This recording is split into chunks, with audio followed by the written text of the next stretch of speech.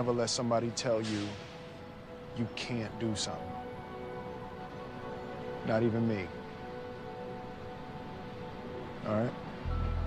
All right. You got a dream, you got to protect it. People can't do something themselves. They want to tell you you can't do it.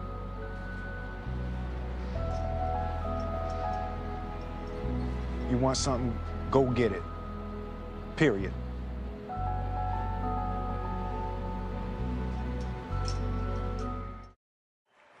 I am so honored to be here, to be a small part of the beginning and the birth of a brand. You guys have no idea how big this thing could be. The president of the studio runs out to meet me and he says, "Wow, Chris, man, wow, you look good. What are you doing? Are you working out? Man, you look great." And I say to him, "Well, you look good too. You look great. What are you doing?" And he says, "Let me show you what I'm doing." Runs over to his car, pulls out a case of Zrii. Is that wild? I wanted to become world class at something. I just had to find out what that something was going to be. And the very first time I walked into a Wall Street trading room, I knew this is it.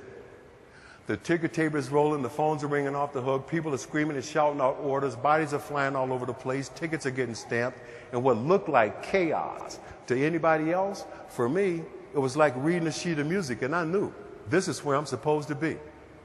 Major Wall Street firms have begun to require an MBA just to get into their institutional training programs. I had never gone to college. Didn't mean I wasn't smart, didn't mean I wasn't bright, I just didn't have a college degree. But I kept coming back. I interviewed for a year. I started spending a lot of time with this guy in his office in downtown San Francisco, learning what a stockbroker does, when I was supposed to be 40 miles away selling scientific equipment. But I kept making them 200 calls, and every day for a year, this little old man came to see this gorgeous female broker who sat next to me. Was none of my business. I sit there making my 200 calls. I got on a blue suit and a gray suit. This guy watched me for a year. And one day he comes over to me and says, "What are you doing here? You don't belong here. Here's my card. Come see me." Again, I thought it was a client coming to see his broker. Wrong. That little old man, turns out, was the managing general partner for Bear Stearns in San Francisco, and he was coming to see his girlfriend. But I go see this guy, and he tells me the story of this place called Bear Stearns. Tells me how the firm was built by entrepreneurs with a strong work ethic. And he says to me, "If you come over here, I will make you a star." In preparation for this meeting, I'm real clear. Keep the focus on performance, added value, and the wealth you created in the portfolio. That's it.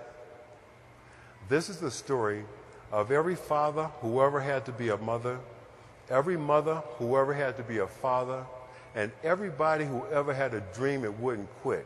This ain't even about you. But the most important thing I've ever done in my life is to have broken the cycle of men who are not there for their children. That is absolutely the most important thing I've ever done or will ever do. Because I raised a young man who finally at 27 gets it, the most important thing about being a man is being responsible. Because I raised a young woman who understands how a man should treat her, respect her, and deal with her, I'm going to have influence on generations of my offspring that I probably will never meet. But because I broke that cycle here, that's going to be my ultimate contribution, not just to my family, my community, our country, but the world. Thank you, Zrii, for having me here. It's been an absolute blast. Thank you, my man. Thank you. God bless you. Thank you so much.